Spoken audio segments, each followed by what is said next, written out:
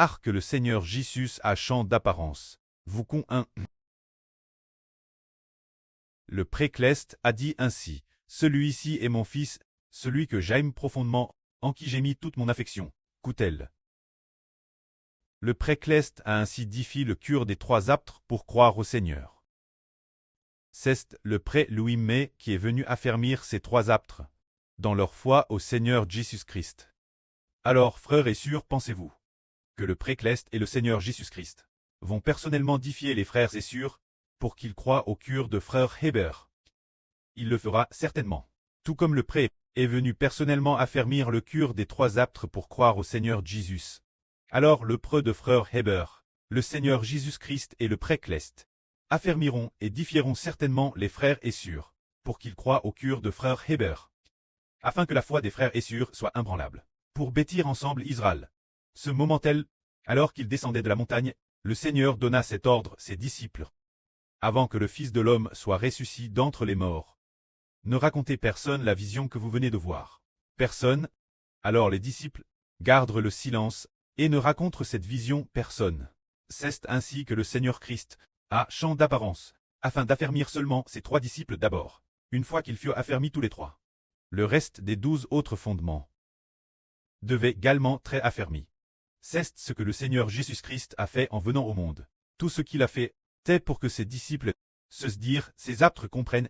Une fois qu'ils ont compris, ils ont cru. Et une fois qu'ils ont cru, ils devaient tout quitter pour suivre le Seigneur. C'est le but pour lequel le Seigneur Jésus-Christ est venu au monde. C'est alors que les disciples interroguent le Seigneur en disant, « Pourquoi les scribes disent-ils qu'Élie doit venir avant le Christ ?» Le Seigneur répondit, « Élie doit certes venir, et il rétablira toutes choses. Mais je vous le dis, Élie est déjà venu, mais ils ne l'ont pas reconnu. Et ils l'ont trait comme ils ont voulu. De Madame le Fils de l'homme sera livré entre leurs mains, et souffrira beaucoup. » Ce moment tel, les disciples comprirent que Élie dont parlait le Seigneur Jésus était Jean le Baptiste. Alors pourquoi les disciples ont-ils demandé? Pourquoi les scribes disent-ils qu'Élie doit venir avant le Christ? C'est que les disciples avaient encore des doutes. Quelle était leur confusion? Jésus est-il vraiment le Christ? S'il est vraiment le Christ, alors celui qu'on appelle le prophète Élie aurait de DJ venir. Puis ils ont vu le Seigneur changer d'apparence. Ils ont vu le Seigneur accomplir des miracles. Et le précleste a parlé. Alors il était perplexe et disait, « Dans ce cas, qui est cette Élie qui prépare le chemin du Christ? Qui est le prophète lié ?»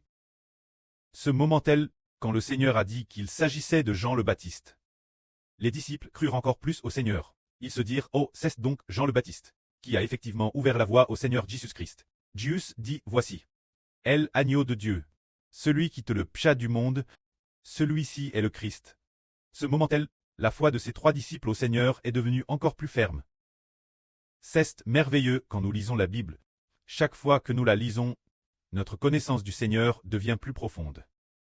Plus nous comprenons en lisant, plus nous y réfléchissons attentivement, plus nous saisissons les mystères concernant le Seigneur.